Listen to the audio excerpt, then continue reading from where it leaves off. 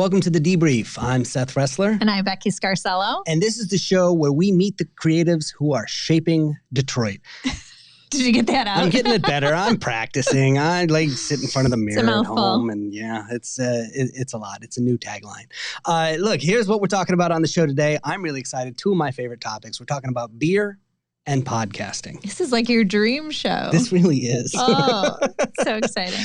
Podcasting is a medium that's just exploding, right? I mean, everybody's got a podcast. You've got a podcast now. Conan O'Brien's got a podcast. Will Ferrell's got a podcast. It's huge.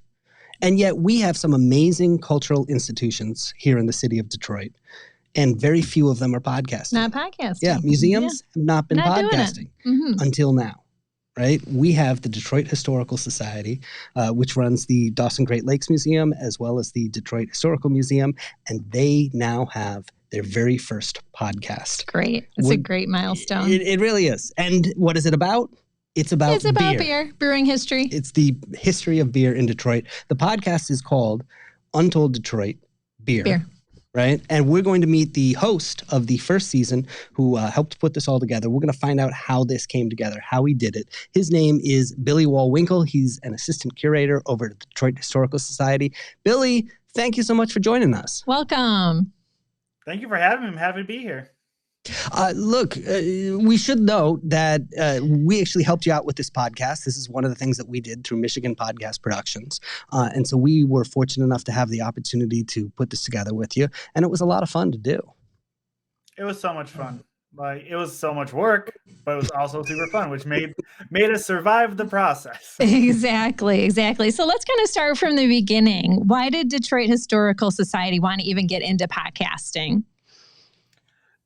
Because of the pandemic, I can't really tell you how long ago it was, but my coworkers and I just started organically talking about how we needed to branch out digitally. Like, we knew we needed to exist beyond our walls, and we all love podcasts. So we all started brainstorming ideas and throwing stuff against the wall until some stuff started to stick. And we were able to convince our bosses that podcasting was the way to go. We have some really great community partners and friends like Tim Kiska who do history podcasts and show that they are awesome. So that was really helpful in convincing the powers that be. So we were all really gung-ho to get started on it. So it's just a better way to connect with an audience that couldn't physically be there. Yeah, or just couldn't come sometimes. Like, we have people who are working 40 to 60 hours a week.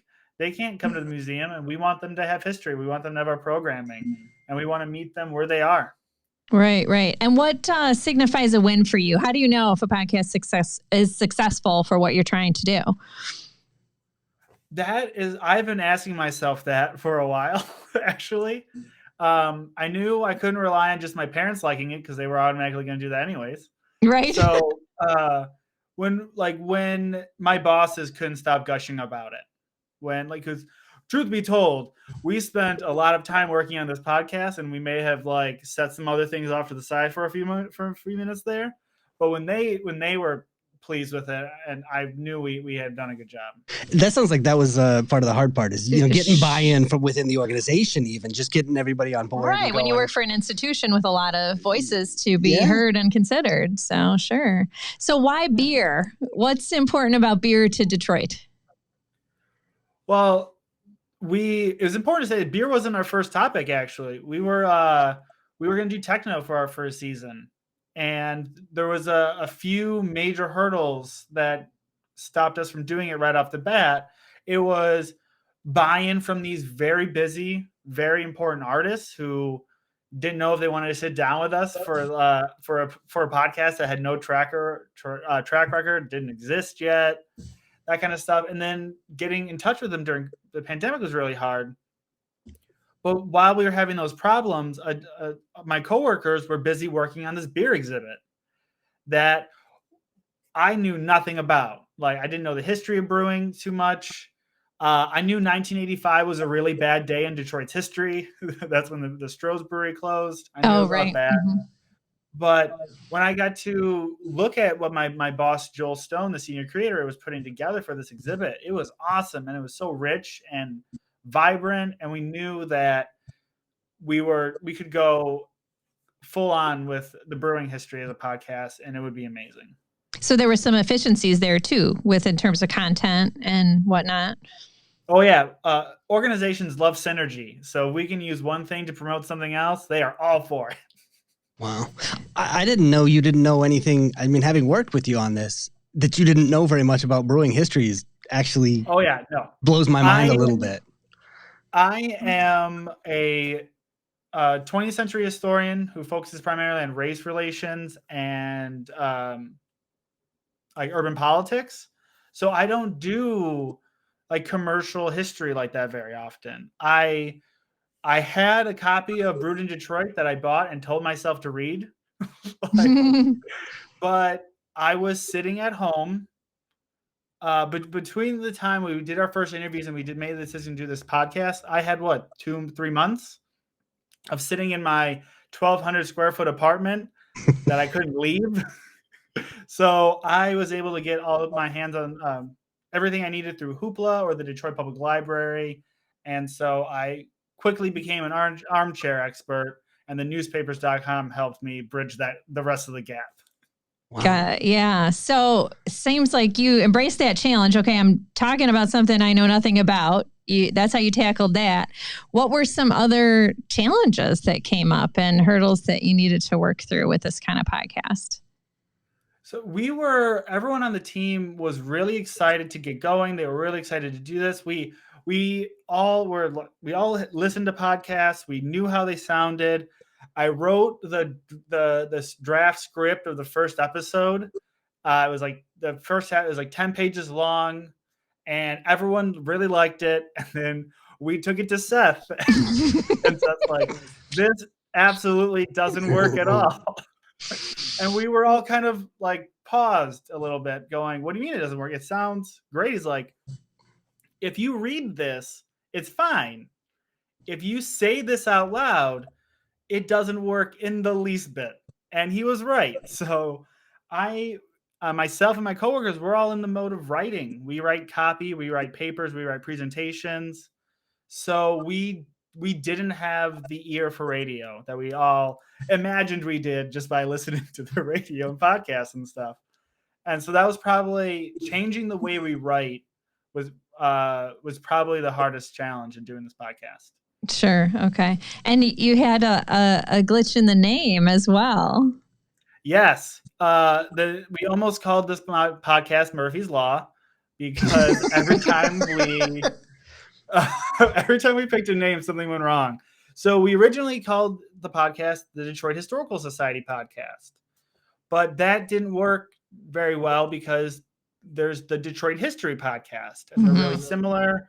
And we love Tim, and I'm a huge fan of the podcast. That's a great podcast. He does a great job. Yeah. Oh, and I love what he does, and I love that we do it differently. We do serial stories. He does episodic stuff. So like we don't want to step on his toes, and we didn't want to do that, especially with the name.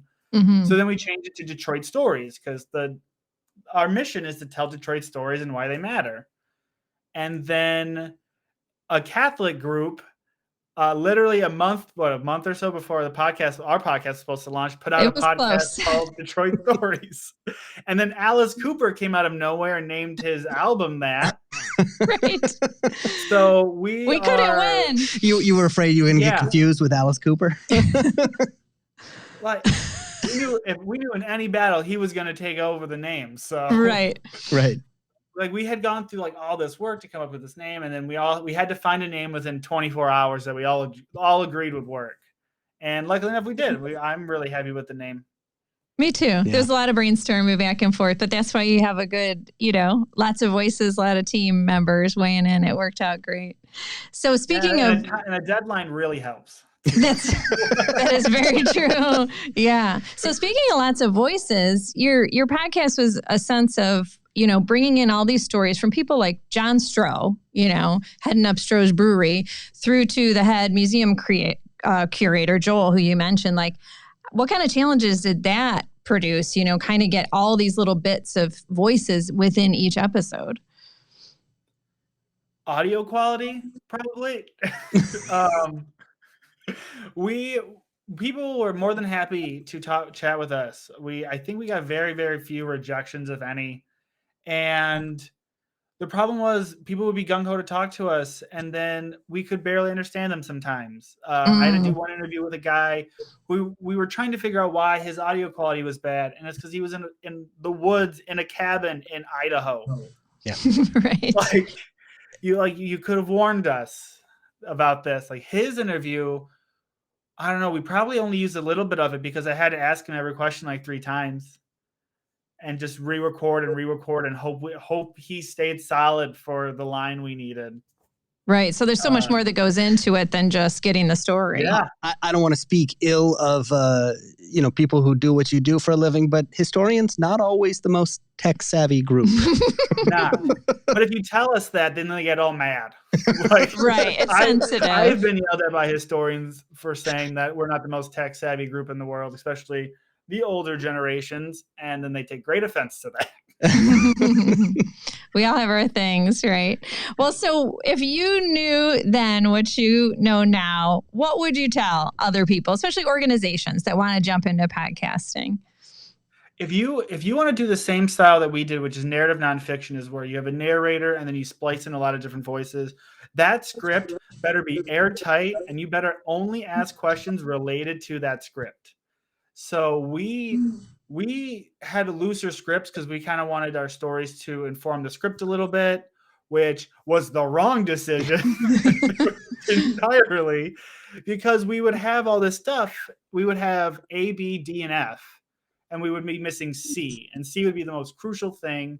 So we'd have to set up another interview or find someone else to really cover that, when we could have just asked the person the first time about C. But we really wanted to kind of let these stories evolve a little bit. But we should have been far tighter in how we created it, for sure. Can you give us an example of where you had to do that? I mean, maybe something that people might not. Oh man! So episode 4. I don't know. It took us like 4 weeks to write it, working on that thing like every day, because we wanted it to be all about Stroh's. But my interview with John Stroh really lent itself well to episode 3. So by the time we went to do 4, we were missing a lot. We were missing a huge swath of the history that we needed, which is why we reached out to Tim Kiska. We reached out to, I forgot his name. Greg? Oh man. I think his name's Greg. He's an awesome beer historian, and to really cobble that stuff together, because the process largely worked for the rest of them, but episode 4 completely went crazy, and we had to do some significant rewrites and management to get the thing back on track, for sure. Nice. Well, that's why you have editing. Well, hopefully, Billy, first of all, congratulations on being the first Detroit museum to have a podcast. That's a great milestone. Feather in the cap. Yes. Hope that there are more to come, not only from the Detroit Historical Society, but really from all the other great museums that we have here in town. We have one last thing that we want you to do before you take off. Are you ready? Yeah.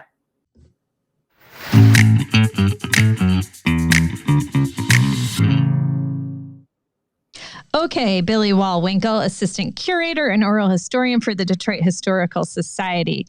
Please tell us someone in Detroit you think everybody should know about. My big sister, Edric Godet. Edric is one of the co-owners of Gabriel Hall, which is located in the West Village. It's a soon-to-be open Creole restaurant, and it is always a great time when I get to chat about her. She is one of Metro Detroit's food fighters, and she helped create Taste the Diaspora Detroit, which was a major milestone in the city celebration of Black History Month this past month. And she is currently working on raising $100,000 as one of Metro Detroit's food fighters to provide 5,000 free meals to communities who need it. And you can check her out on her Instagram, which is always full of great stuff, and also at GabrielHall.com. And a few other places as well. Awesome. Well, that's a fantastic suggestion. Billy Wall-Winkel, the new podcast is called Untold Detroit Beer. You are the host. You're also an assistant curator over at the Detroit Historical Society. Look, if you like beer, if you like history, if you like Detroit, if you like podcasts, you should give it a listen. Mm-hmm. Yeah, it's absolutely fantastic. I, of course, am totally biased. If we do say so ourselves. So don't take my word for it. You're just going to have to go listen. But thank you for joining us. Thanks, happy to. Thanks for having me. That's it for us here at The Debrief. I'm Seth Ressler. I'm Becky Scarcello. Don't forget, there's just lots of different ways to listen to the show. We're on YouTube, Apple Podcasts, Spotify. You can ask Alexa, or you can download our mobile app. Until next time, Detroit's moving. Keep up.